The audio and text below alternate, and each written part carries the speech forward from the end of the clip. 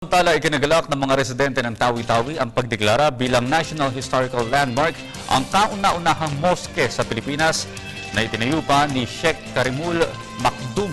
Para balitaan tayo ng mga detalye, nasa linya ng telepono si PTV ARMM Bureau Chief Munir General. Good morning, Munir. Magandang umaga sa iyo. Munir. Magandang umaga, Audrey. Okay, ano na ba itong balita tungkol sa may moske o kauna-unahang moske dyan? Well, assalamualaikum warahmatullahi ta'ala wabarakatuh.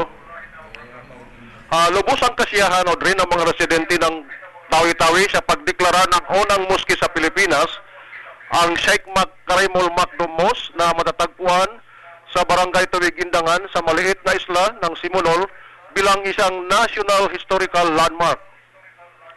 Ito ay pagkatapos lagdaan ni Pangulong Benigno Aquino III kamakailan ang panukalang batas na unay pinasa sa mababang kapulungan ni Congressman at ngayon Senator-elect Sani Angara na isang ganap na batas, ang Republic Act 10573. Pagkaraan pirmahan ni Pangulong Aquino ang naturang batas noong ika-24 ng Mayo, anya itong ay alinsunod sa mandato ng gobyerno na bigyan pansin at pagkilala ang mga naging bahagi ng kasaysayan at kultura sa bansa katulad nitong Sheikh Makdum Mosque. Ang National Historical Commission ay inatasan para tingnan ang kaayusan ng moske, lalo na nakatayo pa hanggang ngayon ang orihinal na haligi gawa sa kahoy.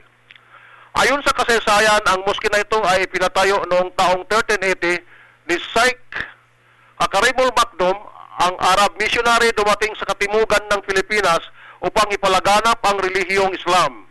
Kaugnay nito, sinabi naman ni Tawi-Tawi Vice Governor at Congresswoman-elect Hadja Ruby Sahali na ito ay isang malaking karangalan at matagal na nila ipinapanalangin na ang Sheikh Makdum Mosque bilang kauna-unahang at pinakamatandang moske sa bansa ay magiging national shrine sa bandang huli, kagaya ng pagkilala ng gobyerno sa mga ibang makasaysayan na lugar sa bansa.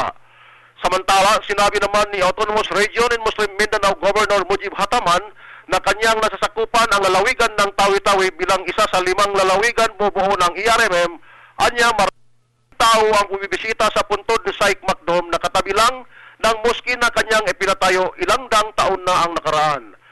Pero kagad naman nilinaw ni Hataman na ang pagbisita ng mga tao, lalo na mga Muslim sa puntod ng Arab missionary, ay isang pagbibigay galang lamang at hindi ito'y nangahulugan na sinasamba nila dahil mahigpit na ipinagbabawal ang idolatry sa Islam. Para sa Telebisyon ng Bayan, mula sa PTV Central Mindanao at ERMM News Bureau, Haji Munir General nag-uulat.